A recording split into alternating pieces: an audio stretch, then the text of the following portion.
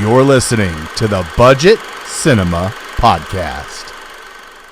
Hey everybody, welcome to the Budget Cinema Podcast. From now on, we're just going to talk about whatever when it comes to movies, because I got this, and I've got the Ron Pertie Show back, and I'm just kind of going off on a tear when it comes to hosting. But this episode, we are going to talk about something fantastic.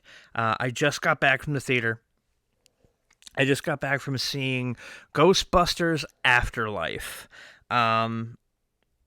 There's a lot to unpack. Like, I literally just got home from the theater and I took off my pants. Stop it, pervert. And I'm sitting here trying to collect my thoughts. It seems like they got rid of part 2. They ignored part 2 existed, with the exception of one little thing, maybe.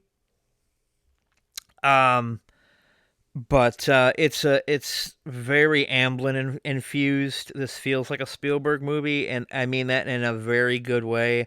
It's one of those things where, well, and I am going to get into spoilers, so just, well, maybe not. I might get into one spoiler, just one important spoiler. But see, I'm a big Ghostbusters fan. The original film is 10 out of 10 for me. Granted, it doesn't hold up against some of the classic comedies, but it's still a fantastic film. I love it so much. And but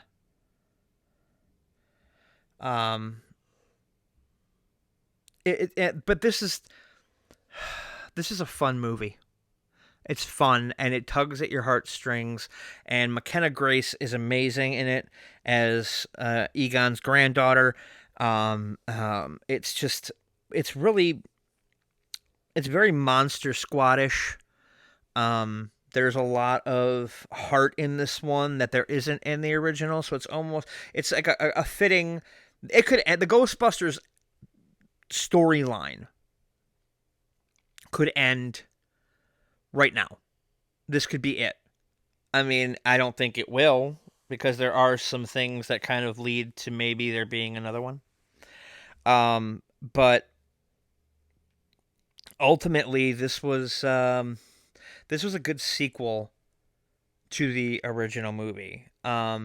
Basically, what happens? Carrie Coon plays Egon's daughter, gets evicted. Egon's passed on, they move to this house that he had in the middle of nowhere in Oklahoma. And things start happening. I don't want to say too much because it gets deep into spoiler territory. But it's it's just so, I really should have thought about this before I started doing this, but I really wanted to talk about it and get it out there. And there are a lot of people who are naysaying this film, saying, "Oh, it's the animated corpse of Ghostbusters."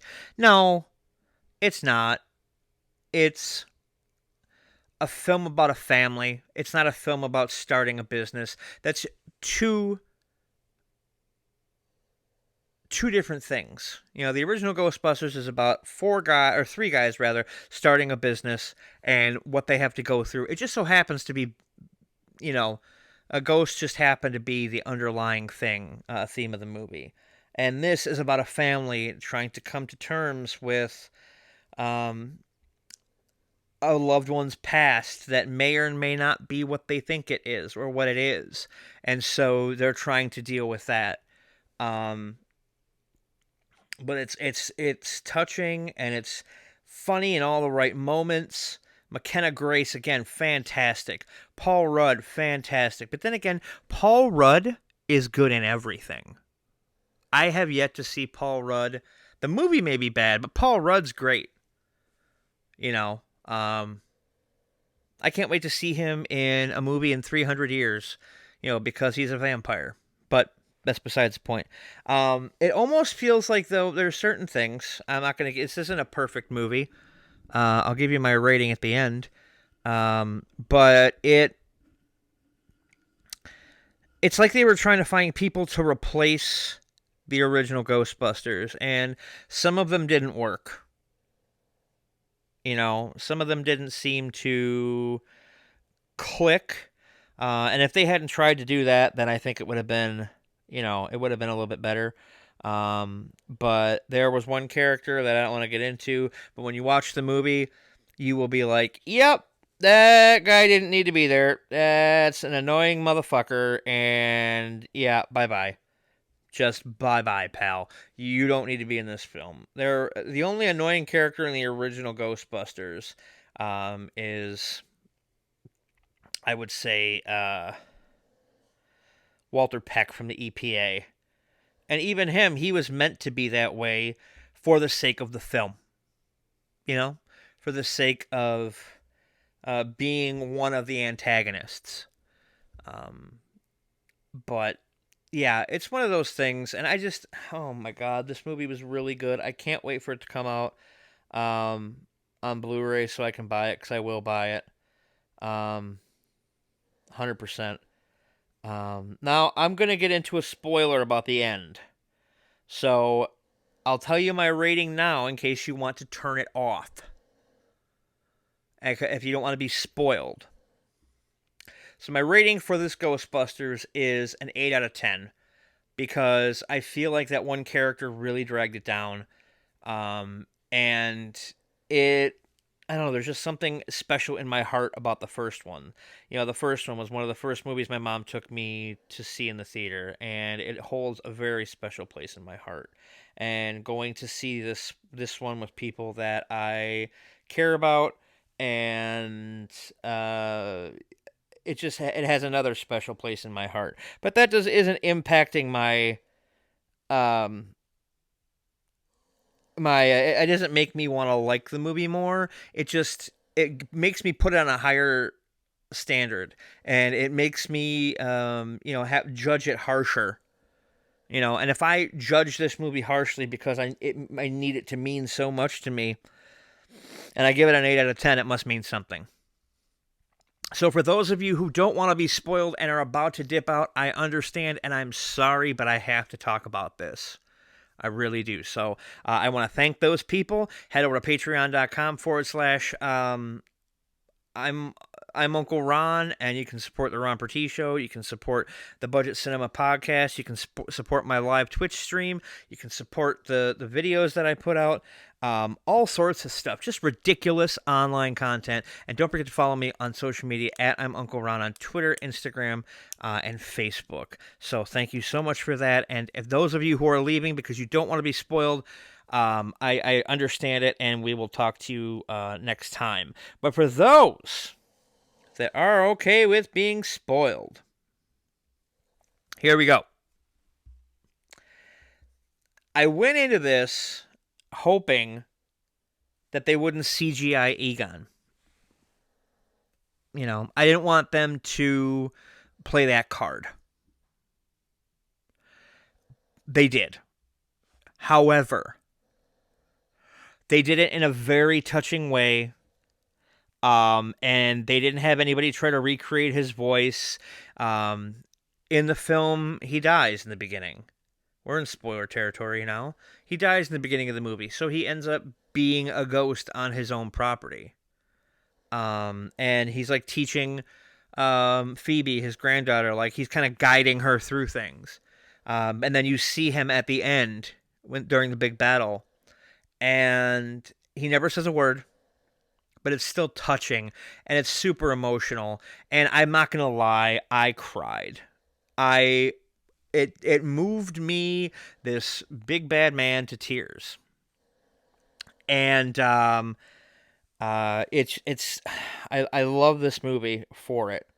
It made me laugh. It made me cry.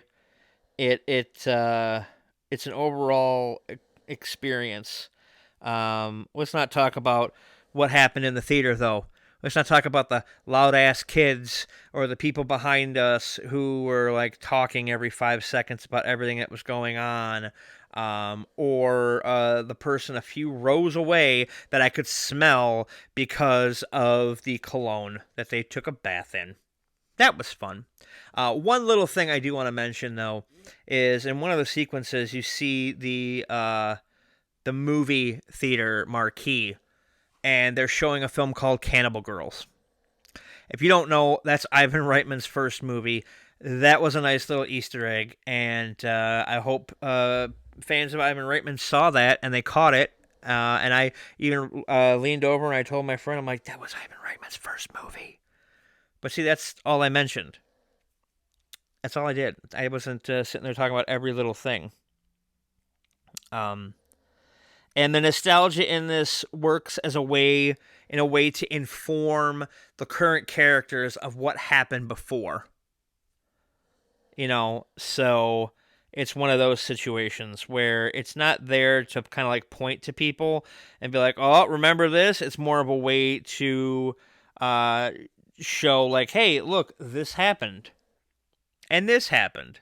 So, but yeah, check it out if you get a chance. Go to the theater. It's worth it. Or wait for streaming if that's your bag. I wish that's another thing is I wish Sony would just say, okay, well, the first couple of days, it's in the theaters. But after that, we're going to put it on for rental for like $10, which is still cheaper than going to the theater. And you don't have all the hassle and all the bullshit. So, but thank you all for tuning in. It is, this is part of the Uncle Ron's Drive-In Network. And don't forget to head over to patreon.com/I'm Uncle Ron.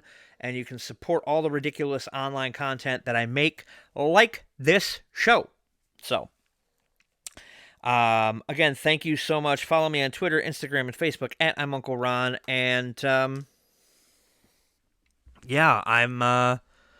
want to thank everybody who sticks by me.